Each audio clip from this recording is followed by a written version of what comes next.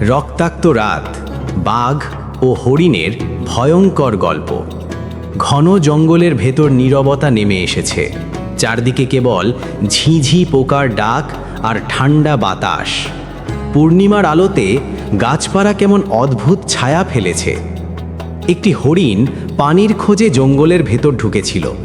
তার চোখে ভয়ের ছাপ। সে জানত এখানে প্রতিটি পদক্ষেপেই মৃত্যুর সম্ভাবনা। হঠাৎ পিছনে পাতার মচমচ শব্দ। হরিণ থেমে গেল, কান খাড়া করে চারপাশে তাকালো। কোনো শব্দ নেই, কিন্তু তার বুকের ভেতর ধপধপ করছে। তারপর আচমকা অন্ধকার থেকে লালচে চোখ জ্বলজ্বল করতে লাগলো।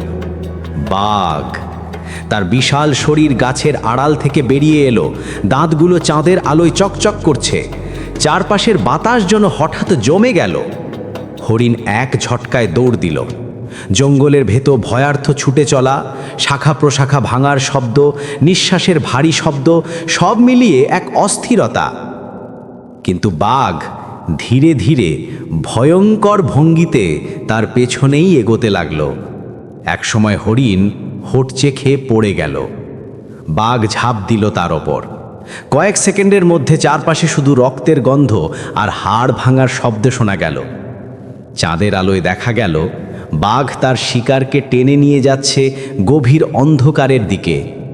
জঙ্গল আবার নীরব হয়ে গেল, কিন্তু বাতাসে এখনো রয়ে গেল তাজা রক্তের গন্ধ।